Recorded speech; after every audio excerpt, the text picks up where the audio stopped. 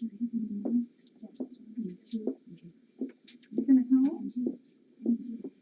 Okay. I'm sure most of you know who Connie Kay and her husband Kurt are. And this is about Marie, as told by Connie. And she This had written. was published in a newspaper. Yeah, she says that she wrote this a little over 2 years ago. And here's our story of how Marie and how she and FFRC came into our lives. It was done 2 years ago for an article. I am not much one to believe in falling in love at first sight. Until one evening in 2010, I was cuddled with my 2 cats and laptop surfing the internet. I was always looking at pictures of animals and dreaming of the day that would come soon to be able to start my own transport and rescue. One particular young kitty's photo and story reached out, fast and strong, and just took my breath away.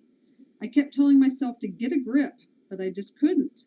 Little Marie's photo and story had captured my heart and soul. In the days to come, even though I tried and tried to push her from my thoughts, the more she invaded my thoughts and dreams.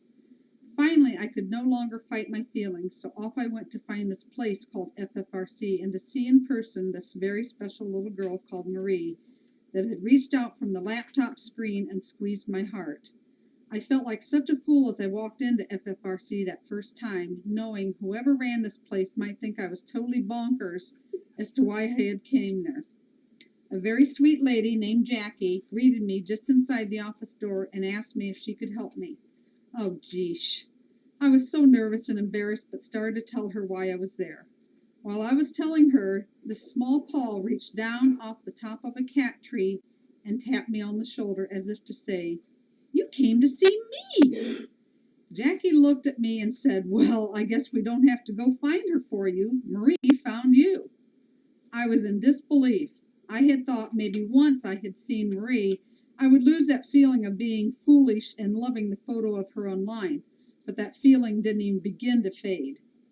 Jackie then told me Marie's story. As a kitten, she came to FFRC and had an eye disease and was pretty much blind. She would need daily medicine for her eyes and some special care. To look at Marie, you couldn't really tell there was anything wrong with her other than she would climb and shimmy up things rather than jump. I was truly mesmerized by this precious little soul. Her only bad habit was she was a little towel and washcloth thief. She just loved to steal the towels and washcloths and stash them. I visited Marie for a long while that very first day and thanked this wonderful lady named Jackie. I told her I had some serious thinking to do and would be back the following week to visit with Marie again. I left that day with very mixed feelings. My heart was very much in love with that little towel thief, but my head was telling me that there was no way I had time with working and trying to start up an animal transport and rescue that I could truly devote the time and love that Marie so truly deserved. That next week I kept telling myself there was just no way, and I would not go back to see her, that FFRC could give her so much more than I could. This place was just so wonderful, but no matter how much I fought it, I went back that next week to visit Marie, and the week after, and the week after that, for 6 weeks, and each week Marie was waiting for me and run to me and sat with me the whole time. And when I would go to leave, she would walk me to the door. Then as I would watch her from outside the door, she would walk away and climb back up to her bed on Dodger's Pin, as if to say, "I'll be here waiting." The 7th week came, and I knew my heart couldn't take any more being without this little earth angel. I walked in, and this wonderful lady, Jackie, was waiting. She put her arms around me and hugged me, and she said, "I've watched you and Marie for 6 weeks now. No one can love Marie as you do, and she you. You can make this work for you both." I asked Marie if she was finally ready to go home. She ran to me, shimmied up my leg into my arms, and we went home. And yes, we made it work. It is now 2014, and it's still working.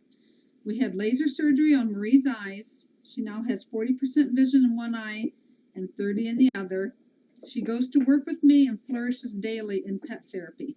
She has accepted and loved all the other cats and dogs here at Tri-State. And she will always be our special, beautiful little earth angel, and she is so very loved by so very many. And yes, she still has that funny little fetish for towels and washcloths. Without places such as FFRC, Marie and others would not have the chance to find that forever home that they so much deserve. Please donate, volunteer, and help support places such as this. They are so totally worth it. Just ask Marie. And then my final, I think it's going to be my final story.